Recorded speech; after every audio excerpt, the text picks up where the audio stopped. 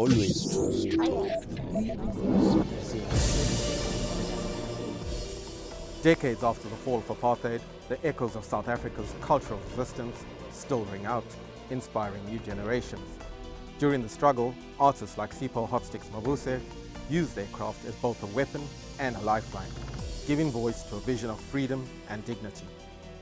A multi-instrumentalist and singer-songwriter, Mabuse's work crosses genres and boundaries, from drums to saxophone, crafting a legacy rooted in resilience. In this edition of Talk to Al Jazeera, we delve into the power of the arts in resistance, what role they played in South Africa's journey to freedom, and drawing comparisons to today's struggle for Palestinian self-determination.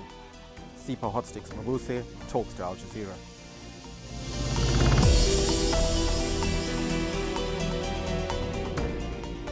Thank you very much, Mr. Sipho, for talking to Al Jazeera. Thank you for inviting me. Could you share a bit about your upbringing and how it influenced your music career? Well, I was born in Shantytown, in an informal settlement and then Soweto. And it was during a very, very difficult period when people were moved from the city center. And my parents also had one of those, what you call today, mukuku. Mukuku is mostly, a habitat, a house that's built from zinc, whatever you call material, and you see a lot of it lately and my parents actually, because they worked in the city, black people were not allowed in the city, so as a result we moved to that place. What was the defining moment that made you realize that music was your destiny? There was never really a defining moment. Everything happened by default. I became a musician really by default. We were young students at high school, and we made music just for fun. I had actually wanted to be an academic, and I'd love to believe some of my colleagues as well had wanted to be either doctors or lawyers or whatever, but music was never really at the top of our minds that we were going to become musicians. How did your political belief impact your music during the apartheid era? I was born in a political home. My parents were members of the African National Congress, and meetings would be held at my home. And when you're at a certain age, you're at an impressionable age where you see people come into your home. I mean, Nelson Mandela was Nelson Mandela then. Not the Nelson Mandela that the whole world, he was a political leader, he was loved. But because I came from an area which we considered a bedrock of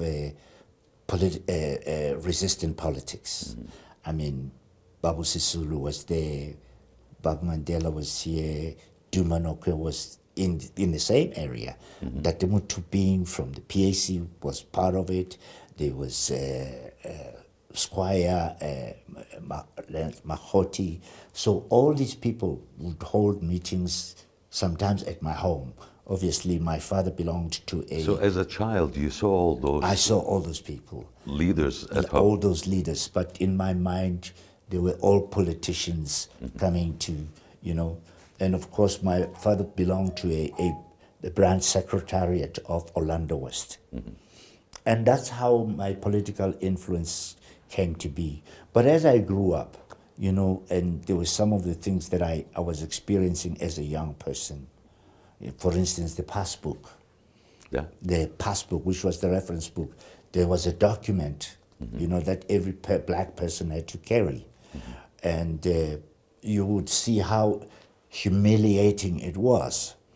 I mean, you get the passbook was a kind of permit? Yeah, that you it's almost use like a passport, yes. Traveling, yes. Traveling? Or, okay. Well, not traveling, for being in the, it was a document that defined your status in the city. Okay. You know, it had all these sections, section 10.1a, B, C, D. Section 10.1a meant that you could live in Johannesburg and work. Section 10.1b, only if you could find a job. Section 10.1c, you know. Now, if you're D, then they would send you wherever they think that's where you belong. And my father went to apply for me. I was already at high school. And when he came out, you know, the system was quite rather ruthless. When he came out, he had my passbook, and he couldn't even say anything to me. He handed it to me, and he looked down. I said, "What is wrong?" He said, "Just look." My passbook was stamped, section 10.1d, which meant I do not belong to Johannesburg. Now, my brother had a section 10.1a. My father had a section 10.1b. Which meant? Which meant that my brother could live in Johannesburg. I could not live in And who could decide? The Nationalist Party government. Based on what? These are some of the laws that they had created, you know, so that they can control the movement of black people in particular. So in this case, you were not supposed to live in Johannesburg. In that case, I was not supposed to live in Johannesburg. So you had to leave your family they and wanted live me somewhere to leave, else. but only if I stay with my father. You know, if I had to finish high school, then I must leave. I must go to, I think it was called Tabanchu then. Many people believe that fame and art come with responsibilities, political responsibilities. Do you believe in the political responsibility of artists? And how do you think these political responsibilities differ in a democracy like South Africa today, as opposed to the apartheid era? I don't want to use it as a political responsibility. I think politicians have got their own responsibilities as politicians. We can add value to how we understand politics and how we can interact with politicians. We don't want to take it as our responsibility, because once it becomes our responsibility, then we lose the direction of what we should be doing as artists. Ours is to disseminate information, most important, information that influences society. But politicians must take the responsibility of being politicians, because once you become a politician, you know, reliability is limited. Now, political responsibility differ from being a politician. So I guess yes. If you put it that way, you could say political responsibility. I think we interact in politics because we have the voice to speak to our people and make a difference in that. But we are not politicians. your music has been linked to political and social change in South Africa. How intentional was that approach? And have you ever faced backlash for being outspoken in your music? Yes, it was intentional. As you know, I don't even think, if one looks at the political activism in South Africa, most of it had been influenced by situations. Most of it has been influenced by environment. There are people who go into politics for other reasons other than to serve the people. Mm-hmm. I believe there was a generation that was influenced by social issues that affected them. Your generation? Even before that. Okay. I think Nelson Mandela must have wanted to be just a lawyer, you know. But having experienced what he was experiencing, he had no choice but to make a determination. Like all the generation, all the people that came in there, Ronnie Casrills, Walter Sisulu, and Tatemo Tuping, Robert Sobukwe, all these people become politicians, not out of expediency, but out of necessity. I had serious experiences that actually pushed me even more into the political space. When I was signed with a record company in England, barring all the other things that I had already gone through, and when I became famous, I obviously was traveling all over the world, and I went to England and I was signed with the record company. I had to ask my family to come and visit, my wife and my children.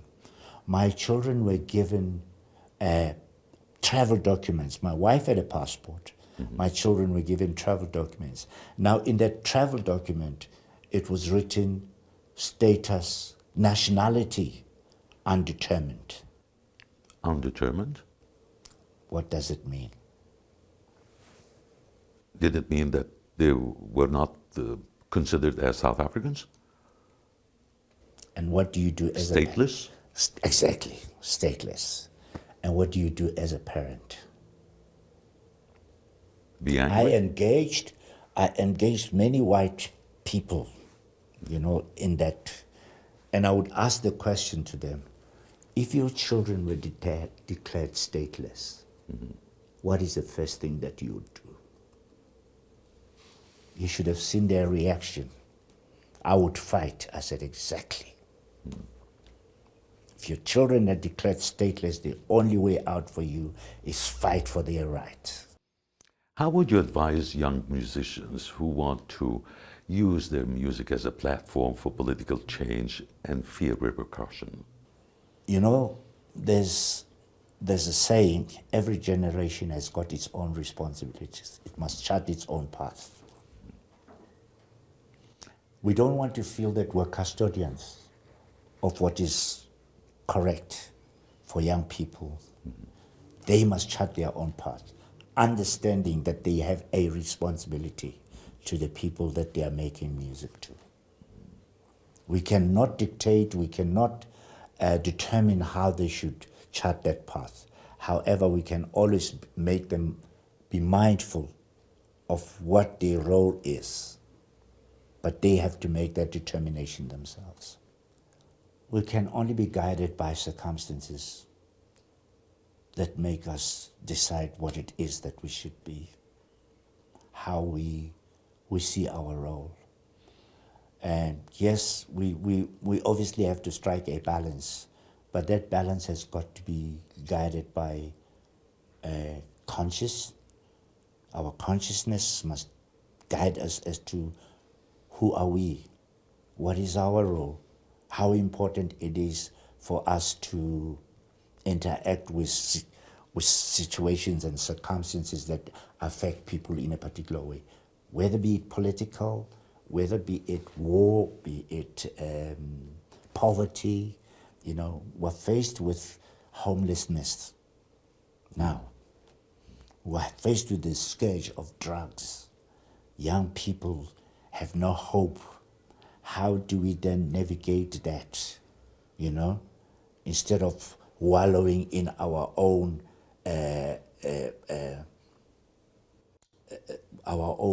sadness?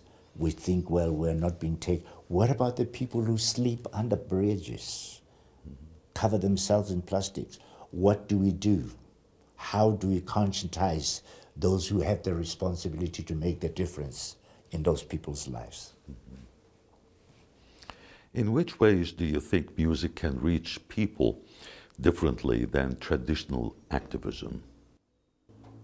Well, music is listened to by people at every level. It touches people whenever, anyhow. So it becomes a very, very important... The arts in general is more expressive than a few politicians that can speak. I think the continent needs conscious leaders. I think there's a lack of consciousness in my view, and I stand to be corrected. But I think there's a dearth of conscientious leadership now. People who are willing to make sacrifices outside the material. Because I think most of our leadership these days and throughout the continent, you know, we're encumbered by a material interests rather than a purpose for how we change our people's lot throughout the continent. Don't you think that this is the time that artists should step in? Every time I see In light of that absence Yes. of leadership? Quite right. We have abdicated our responsibility as well as people, as artists, because we're also driven by own material interests, because we also want to drive fancy cars, we want to live in fancy houses. You know, we've lost the value of our sense of morality as a people to say these are the things that we should be working towards. Maybe I'm just as culpable because I live comfortably, you know. Maybe I can be on TV and spew all this that I'm talking to you about. What am I doing? How do I influence others to do the same? Sir, for decades, the Palestinian people have shared with South Africans their struggle against apartheid. What do you feel when you see more than 50,000 Palestinians, mostly children and women, killed by Israel over the last year? Can South African prominent artists like you, yourself, support them in their ordeal through their catastrophe?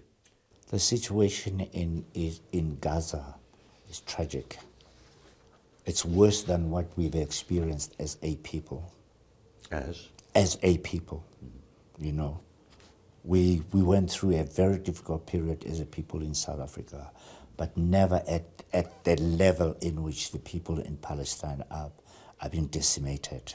So what do you think when many people equalize the former South African apartheid regime with the Israelis?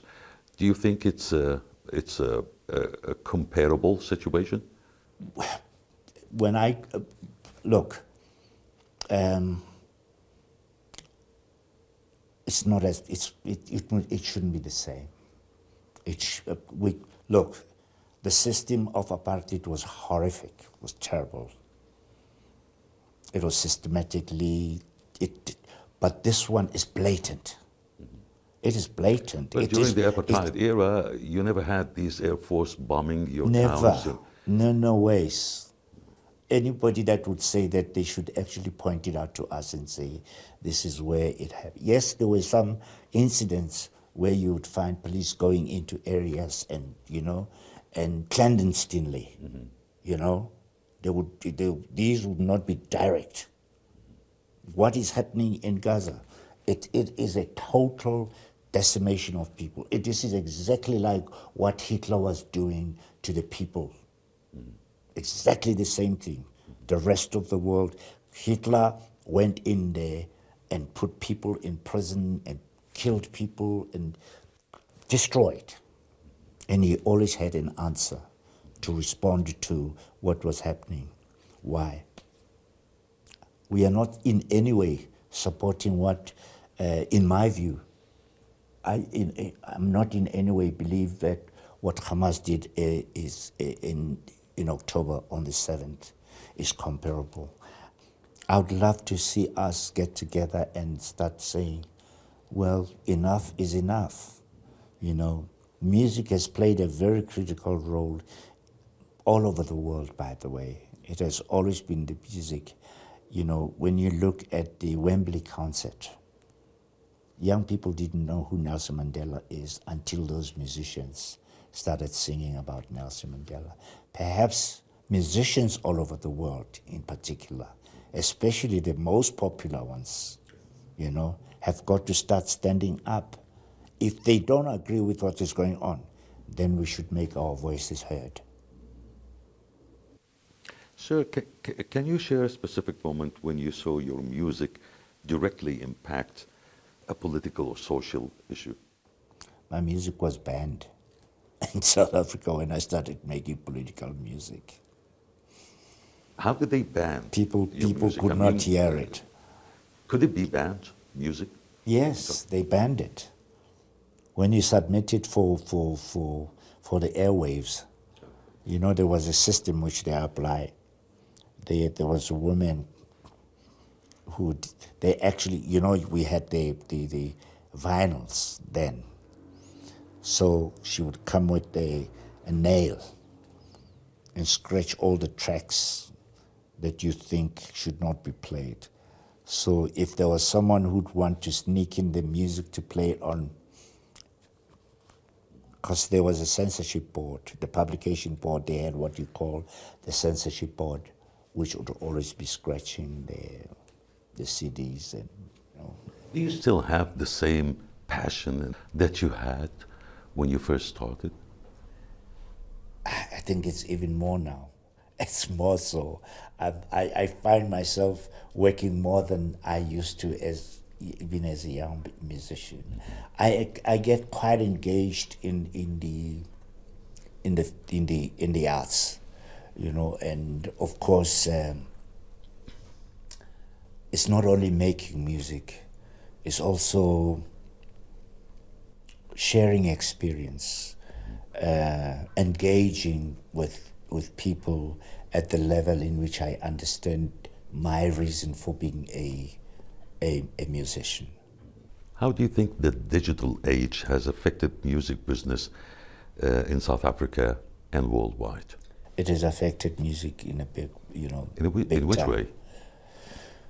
You know, before you have a physical platform, you know, you had the physical, you had the vinyl, you had the tapes, you had the CDs and so on.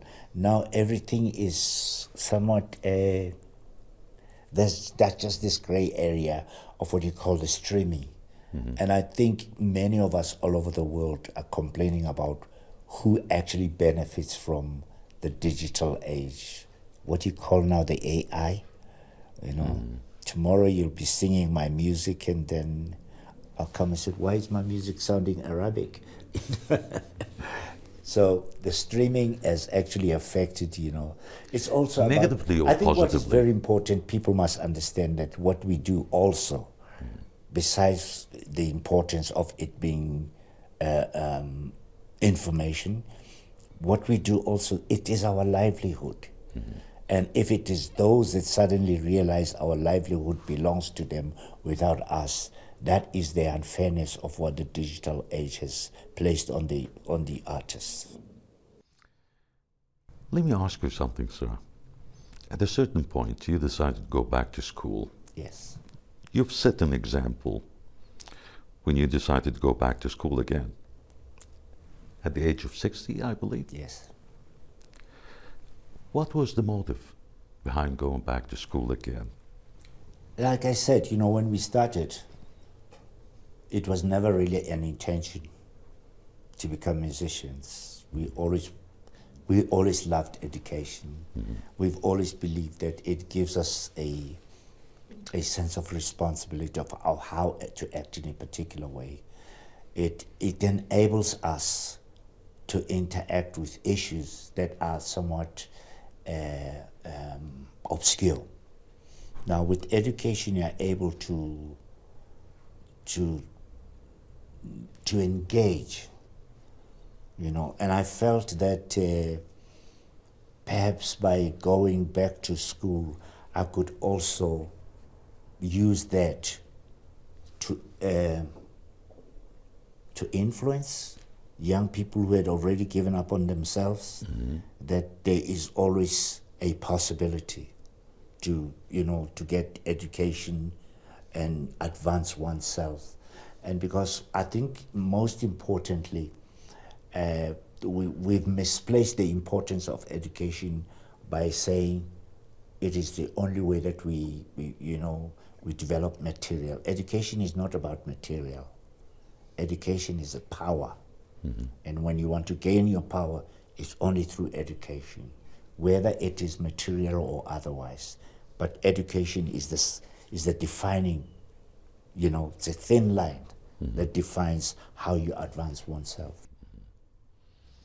What do you hope your legacy will be in South African music and culture? I don't know. I You do hope, Yeah. not Well, expectations. I do hope I'll have contributed, to a South Africa that serves its people equally, where there's beneficiation for the poorer of the poorest. We are able to uplift our people through, if we can, through music and all other avenues. That little contribution that I can make is most important for me. Looking back, is there anything you would have done differently in your career? No. It's only now that I look back and I think perhaps it was the correct thing. Sometimes we always believe this thing comes from us. We are mere conduits for it. We're just the passages. It doesn't belong to us. It is placed within us from God, from Allah. We are merely the messengers of everything that we do today. It doesn't belong to us. That is why even when we die, it remains, because we're mere conduits. Everything that we do as musicians doesn't belong to us, It's given to us to carry to the people. So whenever we go, God willing, when, it will always remain. I always hear music of people that have gone many years ago. Then you suddenly realize that in essence, this doesn't belong to us. We are merely the passage for it to serve the, humanity. Well, Mr. Sipho, thank you very much for talking to Al Jazeera. Thank you for inviting me. It's been a pleasure. Thank you. Thank you. Thank you so much. Thank you so much.